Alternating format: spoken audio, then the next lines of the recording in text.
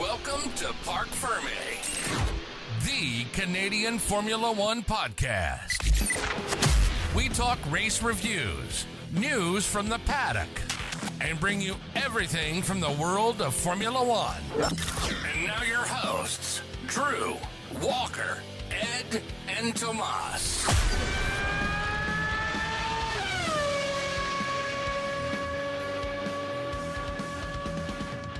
Welcome back to Parc Ferm, episode 3, season 2. I am here with the boys from the across the pond, Greater Toronto Area, Toronto GTA, with Mr. Edward, Mr. Walker, Mr. Drew, and myself, Thomas, in the bunker from Lithuania.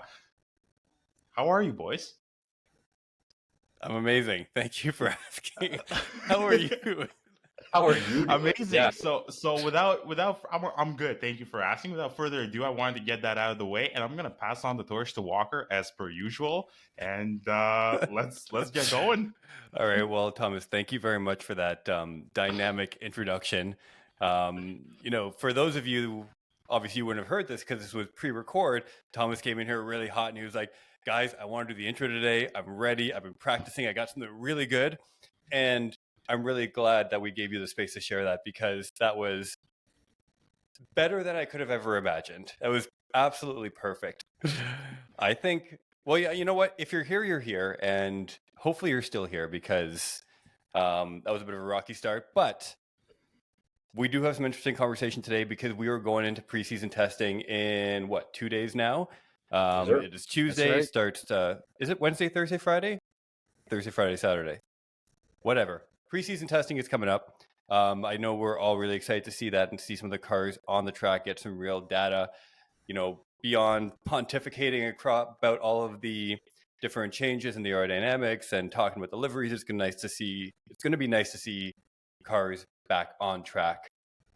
But in the meantime, we thought we would take this episode to just provide a little bit. It's going to be more of an opinion episode. We're just going to go through some really top line topics, share our thoughts. We talked about some bold predictions last episode. I think we're going to add a few more in there today. And I think one of the questions that we're really looking forward to being answered later this season is really how that mid-pack shapes up, because I think we can agree, we kind of know who's going to be up the front. We have Red Bull, Merc, Ferrari, and McLaren, I would say, are going to be kind of like the top 4, maybe. But there's a big fucking middle, back of the pack, which to me, I don't know if there's a lot of clarity yet. So I'd love to kind of get your thoughts on where we kind of see, 5 through 10 shaping up.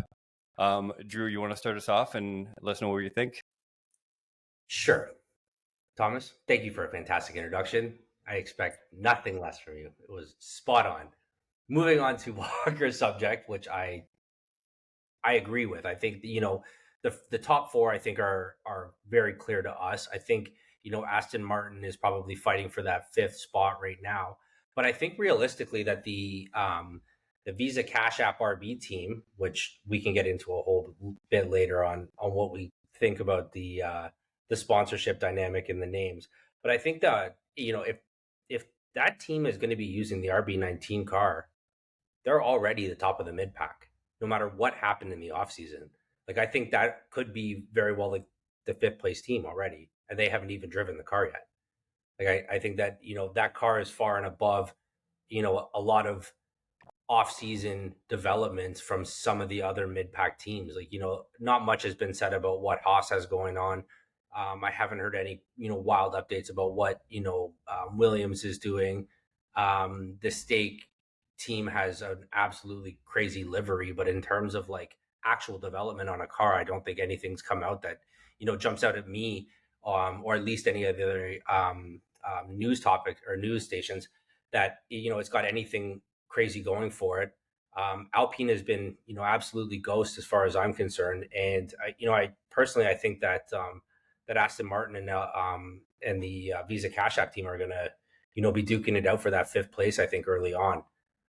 I heard a couple of people talking about, a quote that Charles Leclerc said at the beginning of last year, that a lot of the drivers know right away, and a lot of the teams know right away after preseason testing, kind of where that pecking order is going to look like. So I'm very interested to see at the end of this weekend what those drivers have to say about their car, because I know a lot of the teams end up sandbagging a little bit in terms of like what their actual productive value is going to be. And, a lot of other teams, push out these hero laps where they put almost no fuel in the car just to get some wild lap times to appease the sponsors. So I'm interested to see what the drivers' reactions are to the cars and kind of seeing like where that gelling is. I also found it very interesting too. There was a couple of the news stations that I listened to regarding F1 news, and they were talking about how preseason testing has become like a really big thing. Like it went from being like, something that was like a sideline, we slightly talked about it if there was anything crazy new that a team was doing differently. But now they have, 40, 50,000 people like in attendance for these, preseason testing. I thought that was super interesting. I had no idea that the interest in preseason testing has become that radical.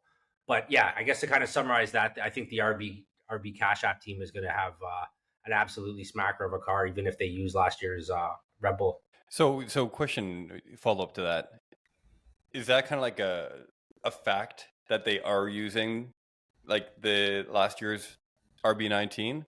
Like From when what you I've say heard, that, yeah, from is what that I've just heard, kind yeah. of They just said like, hand-me-downs? here, Is we that how don't it want you to works? beat us, but we want you to be really competitive because you're like our little sister team. So we're just going to hand you like a really wicked last year's car. And that means their car, from what I'm taking from it, their car is so good that they're not even worried about last year's car being competition.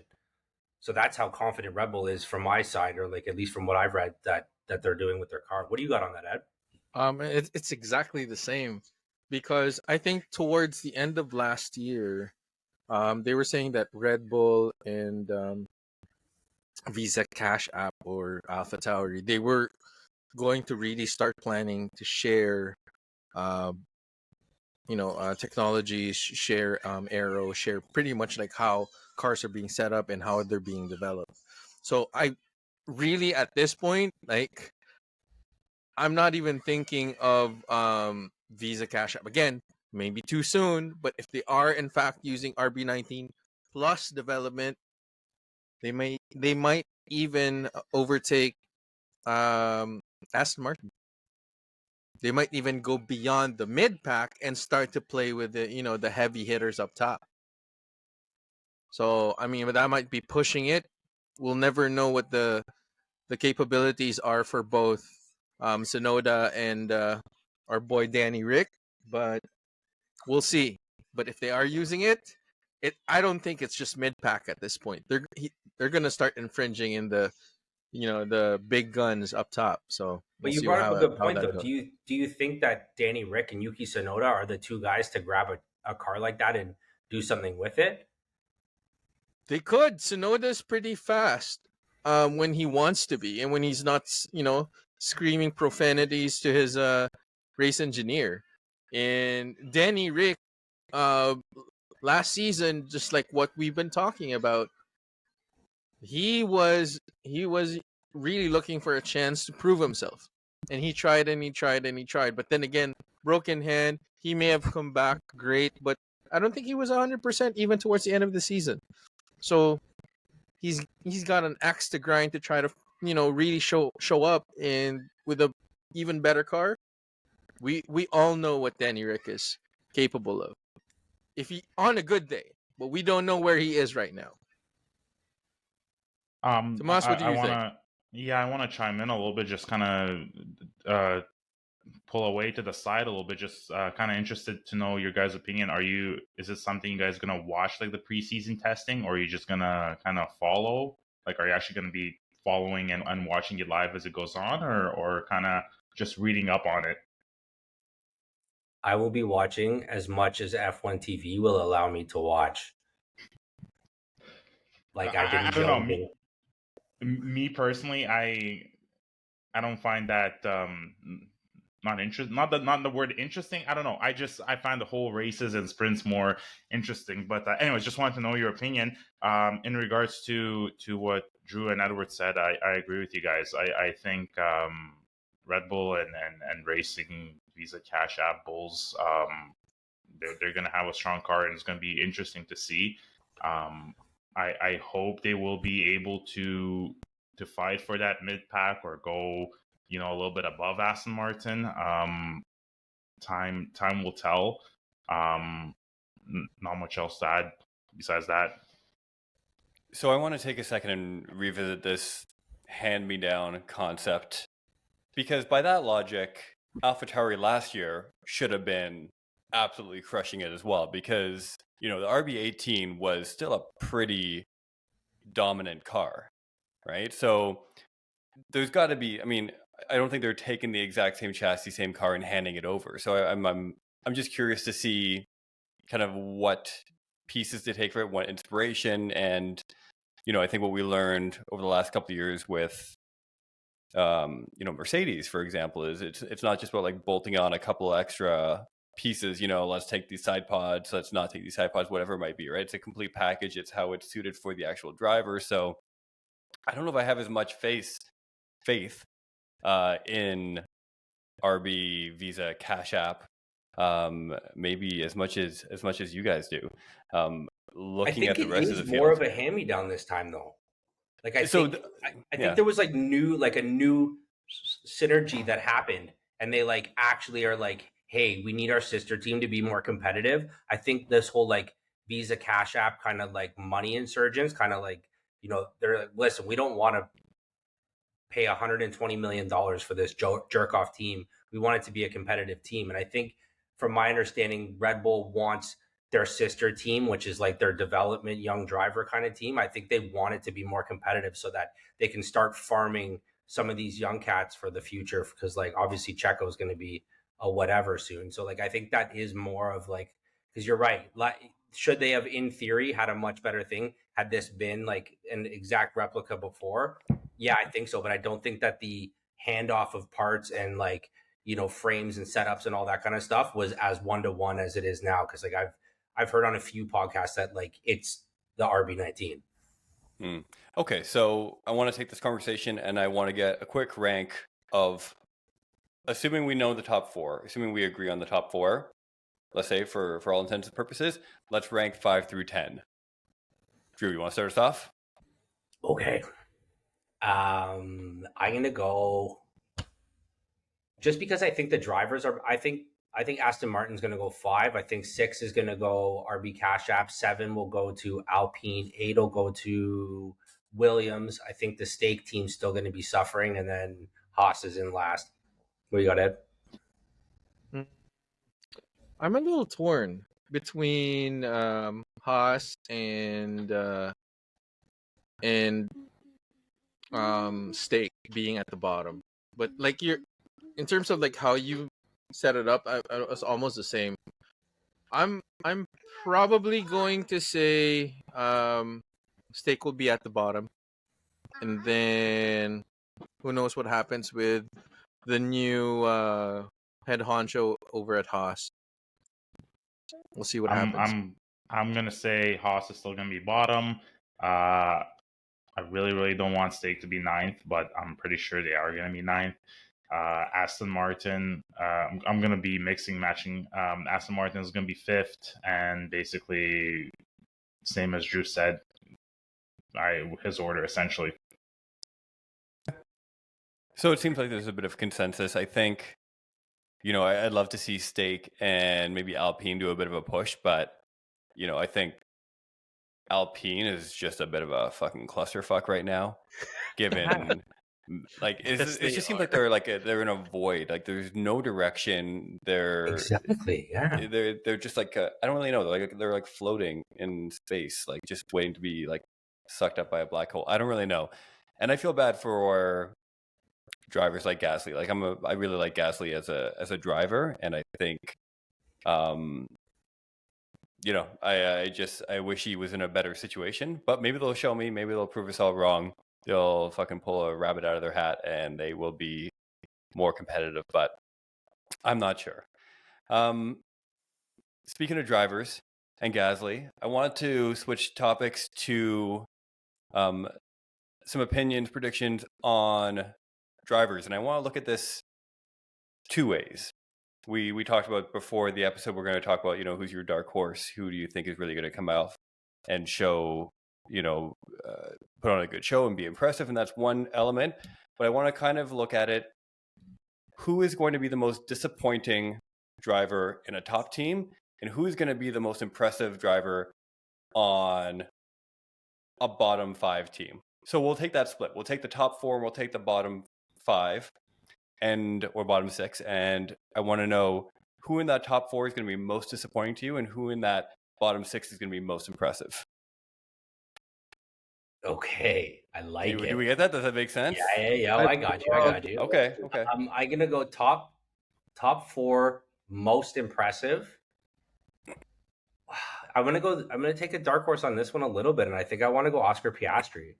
He was super impressive last year, and I don't know if he's gonna be the best driver, but I think he's gonna really hone in on his skills this year. And if McLaren delivers any sort of car that gives him an opportunity to show how he drives, like the last third of last year, I think it's going to be unreal. On the flip side of that, who do I think is going to be, the most poor performing driver of the top 4 teams? I'm going to go with George Russell.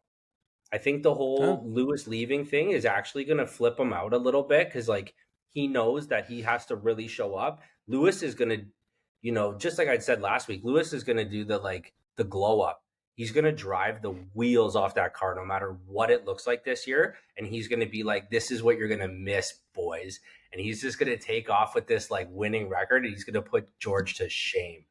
And I think that, George is just going to get all up in his head being like, I have to lead this team next year all by myself. And I think he's just going to absolutely implode.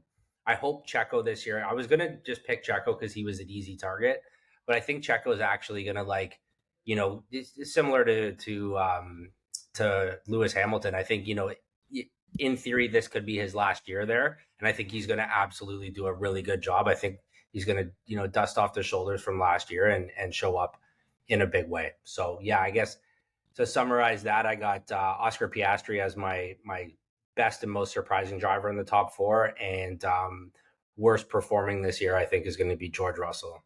Sorry, George. Top performing, I would say that's tough. I'm gonna go out on a limb here, Lando Norris.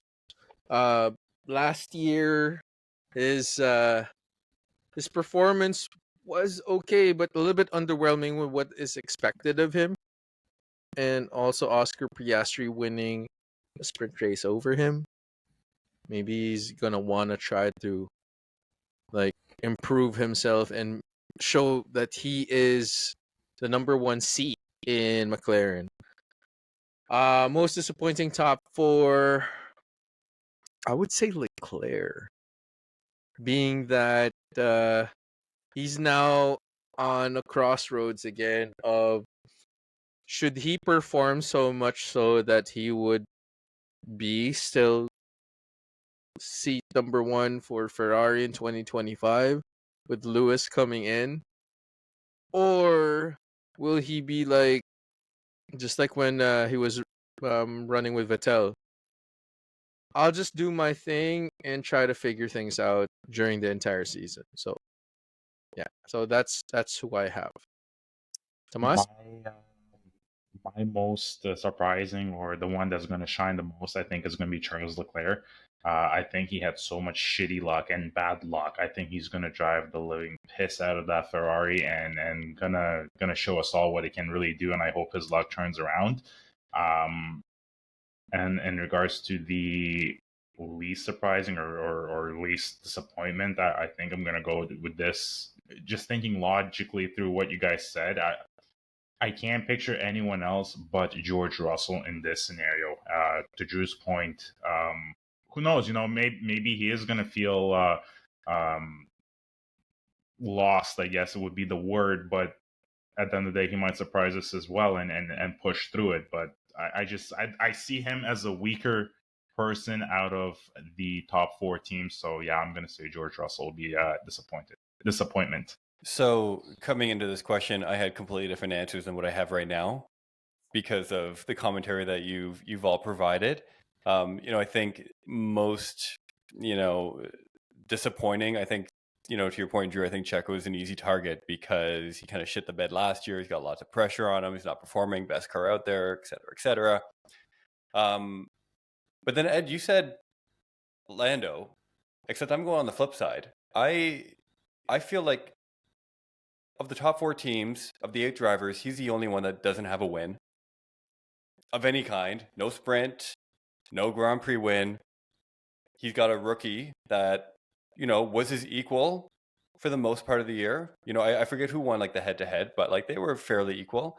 I feel like that's going to start getting in his head. And I think he's like pretty laid back. He's pretty chill. He doesn't seem, at least from, a media perspective, like a killer competitor, like a Max or a Lewis.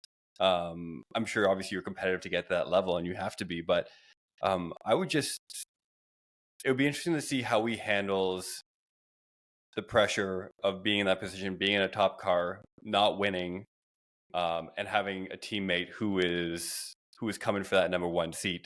If not, potentially maybe already there. I'm not sure. So I want Lando to do well, but that would be the one that I would look out for.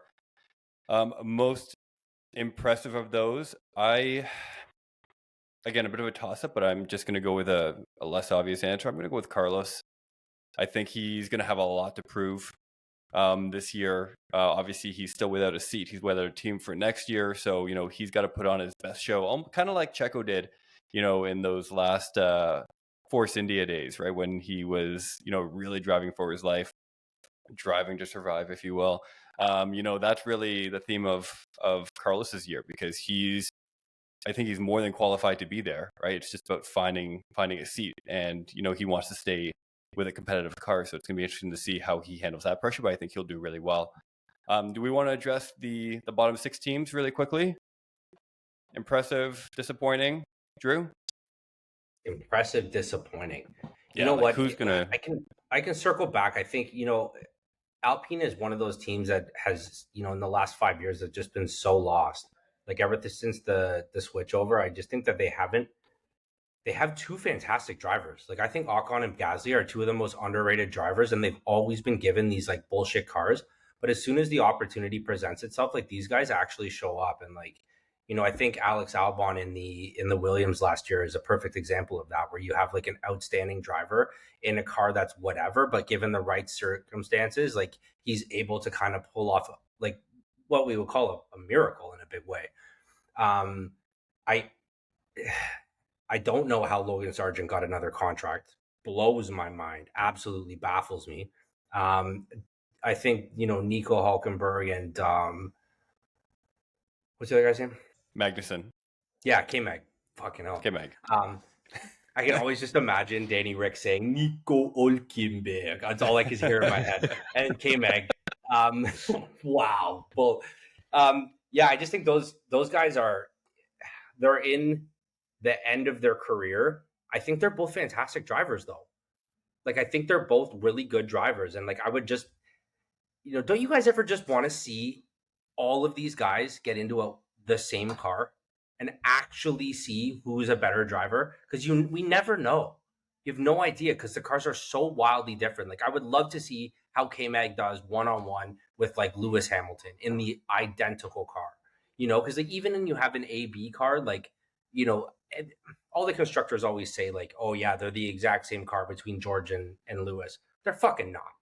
They're not. Let's call it what it is. A spade's a spade. It's like Checo and Max. Do they have the same car? Hard no. It's gonna be a hard no for me.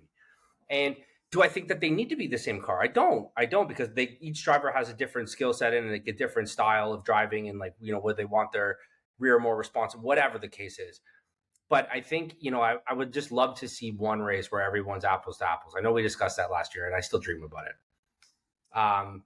Back on topic. Got a little tangent. Sideways. Little left turn. I think it's underwhelming what Alpine's been given to Gasly and Ocon and what they're doing. I think you have 2 very meh drivers. Sorry, Thomas, but Bottas has been absolute shit since he left Mercedes, and Joe Graney's been nothing but mediocre on his absolute best day, to the point where Edward remembers highlights of FP2 is his best driving. So like I think it was that's FP1 actually, obviously but what okay. it wasn't even FP2. Wasn't even magic. FP2. Yeah. Wasn't even FP2. So yeah, I don't know. I think there's a lot of meh going on in the bottom half of that, and I would just love to see, because then you have Alex Albon, who's not a meh driver, and I think he's a fantastic driver, and I think he would be a great second seat back at Red Bull again. To be honest, I think that'd be fantastic to see. But whatever, that's my 2 cents. What do you got, Ed? Man, you hit the nail on the head, man, in terms of like those drivers. I think I would lump a bunch of drivers, but if we were to choose just one, it would be in one team. Disappointing and will continuously be a disappointment would be Logan Sargent. And then who I'm actually rooting for specifically for this year, the bottom set of teams, it's Alex Albon, because I have a feeling this year would be just like, I think it's a theme now. It's a swan song for every single driver on the grid that doesn't have a contract extending towards this year. But specifically the Alex Albon, like he could get a chance and make his way to Red Bull in 2025, or who knows, maybe either Danny Rick or Tsunoda is going to go up into Red Bull, or someone else is going to be taken into Red Bull. But I have a feeling that Alex Albon, just because of what he showed last year, and the team in itself with Williams, like they were pretty secretive in terms of like the development of their car, even like the showing of the car in itself, like they didn't really have enough press on it. So who knows? We'll see. But yeah, those are my 2 drivers, like on the same team. The others, nothing really changes. I don't think anything's going to change for Haas. I don't think anything's going to change with Alpine. Stake, come on. FP1, joke on you. That's it. Like, we're going to talk about Aston Martin. I'm going to unleash my hatred for Stroll. Get out of F1 if you're listening. Are you still answering the same question? Just curious. Yeah. I am. Okay. Are we? Tangent. Okay. I love the tangent. Tangent. I mean, Drew had the tangent. I can have a tangent. Everyone too. can have a tangent. Everyone's allowed one. Okay, that was Then it. you're, That was then it. you're cut. I'm done. Then you're cut. Thomas. So I agree with that in regards to I wish I could clump up a bunch of the bottom drivers together. Just pick but- one. Yeah, exactly. So and I got my one for each, and the one that I think is gonna surprise us the most, I honestly think is gonna be Logan Sargent. I'm with you, Drew. I don't know how the heck he got another year extension. Apparently they saw something in him, whatever that was, crashing their cars maybe. So I think he's under pressure too, and he's gonna drive them even harder and hopefully not crash them. That's my thought.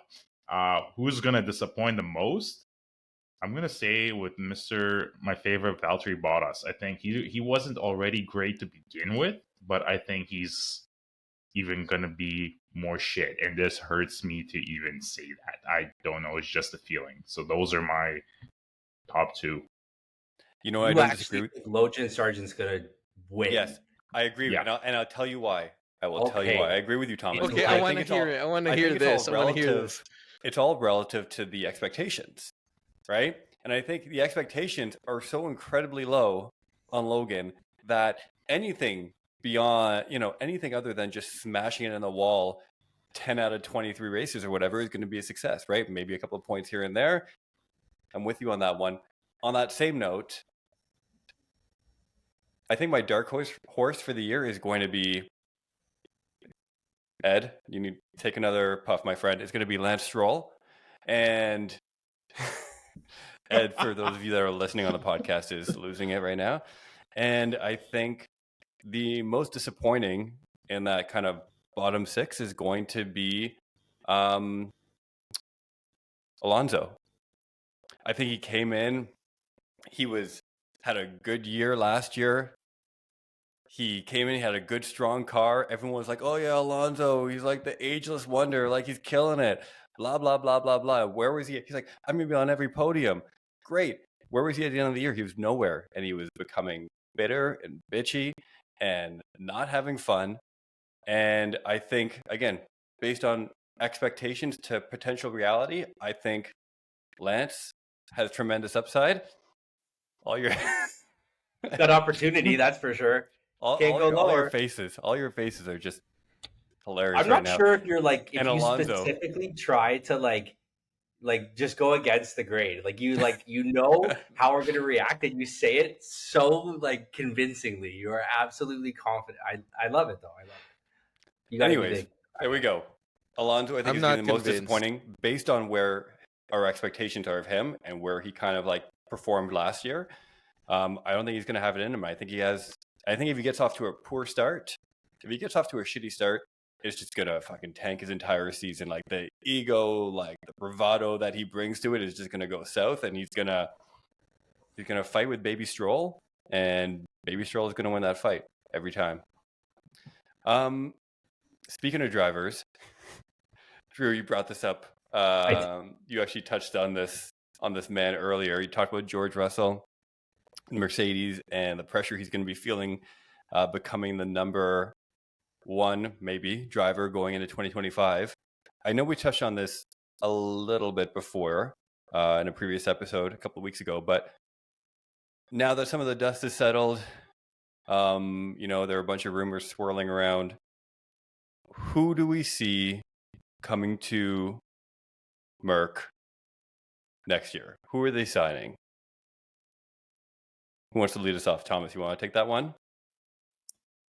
Who do I see Merck signing? That was the question, right? Yep. Next year, 2025, who's replacing Lewis?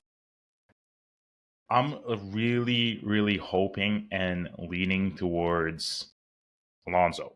I like him as a driver. I think he brings a lot of experience to the grid. I think he hasn't been given the right car to fully show what he's still capable, what he still has in him. And I hope Merck sees that and gives him the chance to prove himself. Now, looking back, I think Merck is also a little bit more keen to, I guess, would be investing in younger talent as well. I mean, Lewis has been with them for a lot of years, and now since he's moved on, maybe they don't want another experienced driver. Maybe they're looking for more new talent to see what they're capable of. But my guy would be Alonso, and I think Merck would be stupid not to take him. Drew? I have so many questions for that. Like, what do you consider an experienced driver? Like, based on those same principles, like I would love to see Alex Albon in that seat. I think he fits the Mercedes mold in terms of like character. He's composed. He doesn't talk shit about anything. He doesn't complain about the car after the fact. I think he is out of the spotlight to the point where like he doesn't cause any like ruffles. I think Mercedes is very particular about who they pick for their drivers. I would love to see Fernando Alonso there. Like I'm with you on that. Like that was my original like gut reaction was like, oh, they're going to pick up Fernando because it's a non-committal commitment, right? They're picking up Fernando knowing that it's going to be a short-term deal because he's, at the end of his career. But I think that what he brings, like what his baggage is something that Mercedes isn't willing to subscribe to.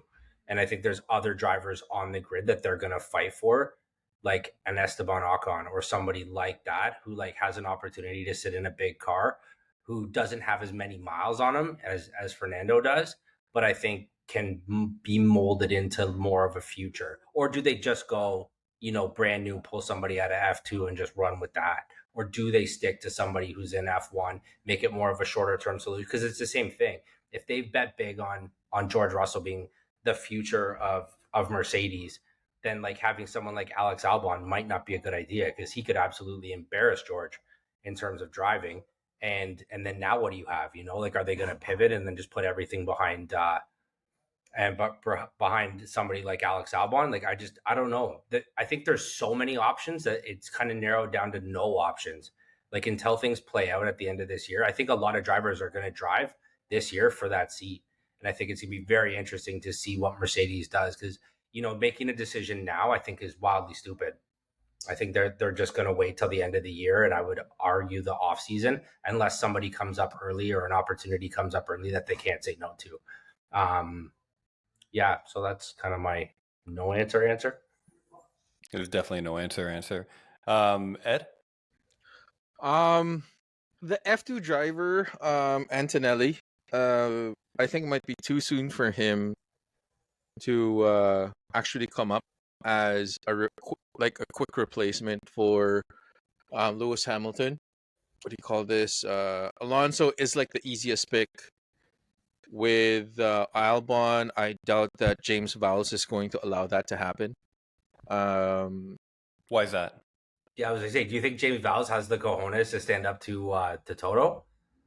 Well, he's like a little Toto protege. Like they like runs deep there. So why do you think that? And he posted on social media that what do you call this? Albon's not going anywhere. Yeah, but so did Lewis. So did Lewis that he doesn't want to go anywhere and stick with Merck. So we both know that they can post whatever, and the truth is different at the end of the day. So that does not mean we'll shit. see. I know, but we'll see. But that's not my point. What I'm trying to get at is if we're talking about older drivers, like the seasoned drivers, I was even thinking, why not Vettel? Imagine Vettel coming back in a Merc that actually performs. So won't question happen, and I tell you why. It's quick. Why? Sorry, Walker. It's very quick. No. Please.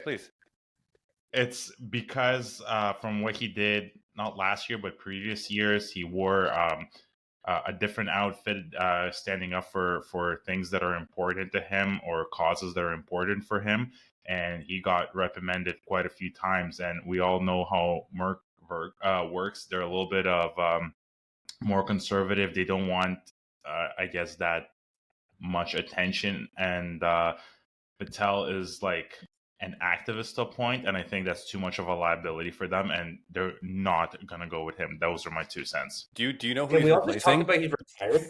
Like he doesn't work in F1 anymore. man. Like why don't you just bring back Schumacher Senior? Like fuck it up. Like, we're just gonna pick drivers. Like No, bring back Ralph. yeah. He can still move. He can still drive. Yeah. I don't. Hold on. I don't really know where to start here. Hold on. Start at the First of bottom. all, Start Thomas, at the to your bottom. point. To your point, Thomas. Lewis was the biggest activist on the grid and has been for years. He wears all the t-shirts. He does all the things, and I think to a certain extent, Mercedes has gotten behind him, quite emphatically in supporting him and supporting these causes and changing the livery to all black and all those things. So I don't know if that is necessarily. I think the fact that he's retired is probably like a bigger hindrance than the fact that he wore like a Save the Bees t-shirt. I think the other question was for Ed, and I guess everybody here, is why are we, all of our answers seem to be fixated on a more senior short-term plug. Yeah. Why do we think that is? Like, why are we leaning that way? Is it just because Alonso's available and he's kind of like the fun choice, versus going someone like an Antonelli, who I read is apparently the youngest driver in history to have like a super license based on like the number of points required or something to that effect, or an Albon or an Ocon or something like that. But again, this conversation really seems to be, who is that short-term plug? I guess that's my first question, and we can kind of loop this all into one answer. And then Drew, the other part that you kind of touched on was, bringing in someone who's not going to ruffle George's feathers because he's the incumbent number one. And I guess my question to that is he the incumbent number one? Is Mercedes approaching this being like, you are now the guy, right? Or, if they bring in someone like an Albon or somebody like that, like, is it like open season on who is like their top driver even though there may not be officially, a top driver. You know what? That's a great point, and I think it'll ultimately depend on what To Edward's point too, like the Antonelli thing. If they want to go long term play, scoop him up now. You know what I mean? You might have to take a hit of him like learning how to drive in F1. You might get an absolute rock star like a Lewis Hamilton or a Max Verstappen who comes out of the gate just absolutely banging it. But chances are you won't. It'll be like an Oscar Piastri, which takes a little bit of time, shows up really well, but like he's not automatically like championship winning. And that's the thing. Whereas Mercedes, like they're in the top 3-4 cars, depending on what obviously this year's season, the preseason testing looks like. But let's get real. Like it depends on what Mercedes chooses to do. If they end up going just like, someone like an Antonelli, like go long term, take the hit now, I think that's a great play. I do actually think that's a great play. To another one of your points, or I guess one of your questions, like if they put in someone like Alex Albon, I think he's a great example of like somebody who is at George's level. Like that would be like hey, you know what? You two figure out who's going to be the number one driver. Show us who's the best. Show us why we should have you as the number one, because Antonelli's on deck for whoever doesn't show up. That would be amazing.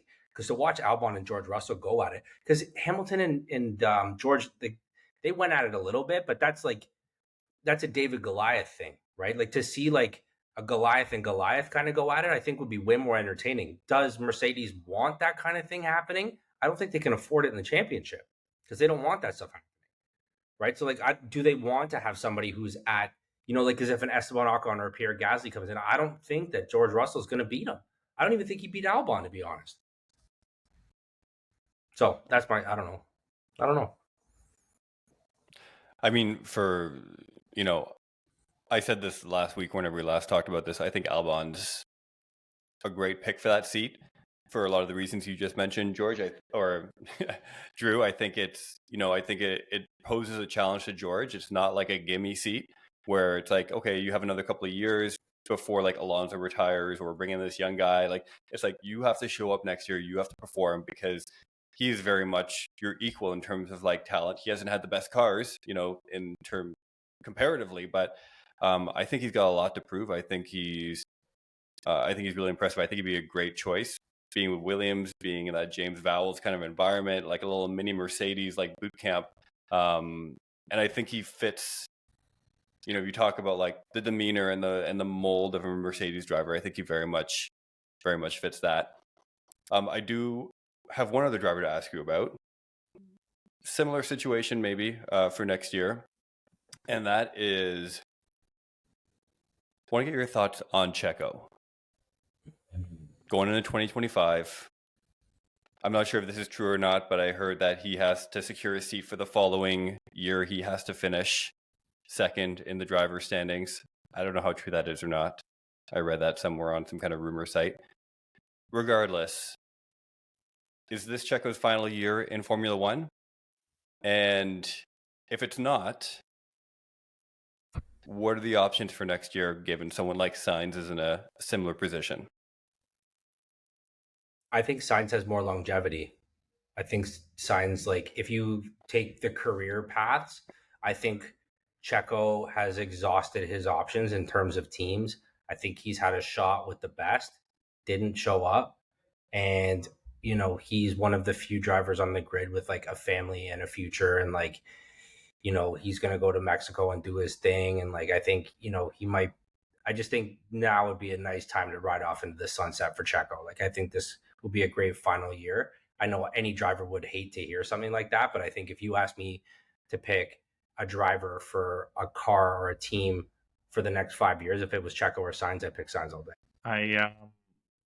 I agree with you, Drew. I don't see Checo in F1 either. You hit the nail on the head with this one. It's just he lost the drive. After a season like last year, the pressure, the external factors just really got to him, and he was just he had a couple good races, but he was just not performing. And if you look at Sim, to your point, if you look at Sainz, there's so much more life in Sainz than there is to Checo in regards to a lot of factors. I agree. I think Checo is done if he secures a seat with Red Bull or any other team. I would be genuinely surprised. Obviously, happy to a point, but genuinely surprised because same thing with Valtteri Bottas. When you were with Mercedes at the best years, where's better? There's no better. It's only worse. It's the same thing for Checo. If he doesn't secure that Red Bull seat, that's it. All the other teams are essentially worse to some level. So, yeah, Ed. I'd like to go against the grain on this one. That I think that Checo is going to drive the wheels off the car this year for Red Bull, but will not get the seat. But will get a seat in another team. Why? There's a bunch of drivers that's pretty much your contract's ending this year. There's a lot of drivers. So if Checo does show that he is going to be a number 2 driver or like a very competitive driver, top 2, top 3 at the most, I think one of the bottom teams are going to snag him for probably a year just to see if he's going to help improve the teams. Namely, could be Williams, could be Sauber.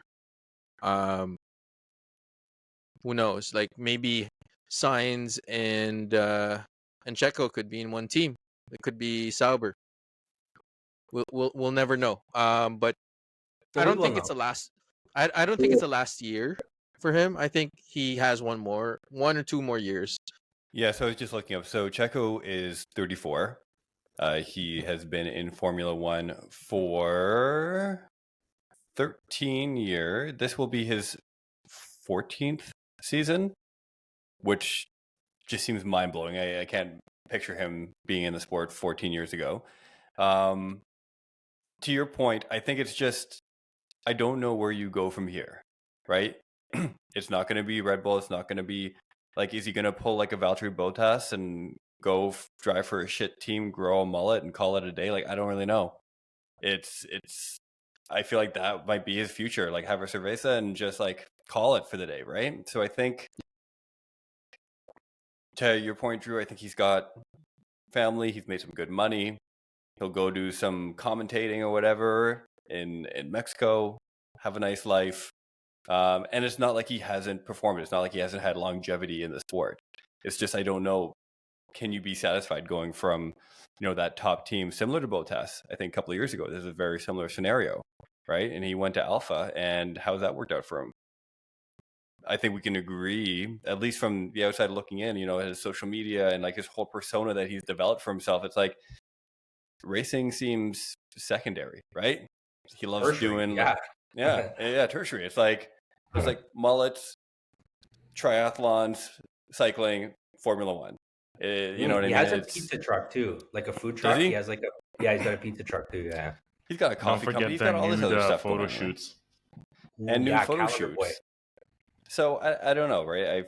I don't really know where we go from here, but we'll find out soon enough in about 10 months or so. Probably shorter than that. Probably August. It always seems like when they go on the break, that's when all the shit drops, right? So we'll find out in a few months where things go. I think it's only fitting that we end this episode the way we started, with our local Latvian, Thomas, taking it home with the same zest and vigor you brought us into this episode. Well, first of all, let me do a small correction. Not Latvian, Lithuanian. Lithuanian, that one. You know what? I was saying different countries. You know what? The Walker, you guys are all the same. Yeah, I was saying it, and in my mind I was like, that's not the right country, but I'm just going to roll with the alliteration. And I knew I was wrong, but thank you for correcting me. So wherever you're from, take us home. Get a Lithuanian send-off here. This is first of all, this is a huge honor to do a goodbye, because this is first time doing it, so I don't know how to do it, but basically thank you to all the listeners for first time, and hopefully not the last time, but thank you for all the listeners to tuning into this amazing fun podcast. Thank you for joining us. We will see you in the week from the same locations, me from Lithuania, the boys from the GTA, and we will see what is going to happen in a week from today. Love you all. Thank you for tuning in, and have an amazing day, night, whenever you're listening to this. Talk to you soon. Peace out. Rate, subscribe, like, share with your friends. yeah. Rate, subscribe, Discord. follow us on YouTube, Discord, Instagram. It needs a little Wherever work. else, It needs a Drew. little pause. It needs a little work. Hopefully, I get to do this outro a couple more times, and I'll be good. Ed, you There want to you do next go. week? Maybe we should all take turns. I think so. Yeah. All Ed, right. you're up next week. You can prepare. Yeah. All right, I can You have a whole prepare. week to prepare. Yeah. Nice. Okay, bye for now, All right, guys. boys. This has been fun. It has Ciao, been ciao. fun. Peace. Ciao. Welcome to Parc Ferm, the Canadian Formula One podcast. We talk race reviews, news from the paddock, and bring you everything from the world of Formula One. And now your hosts, Drew, Walker, Ed, and Tomas.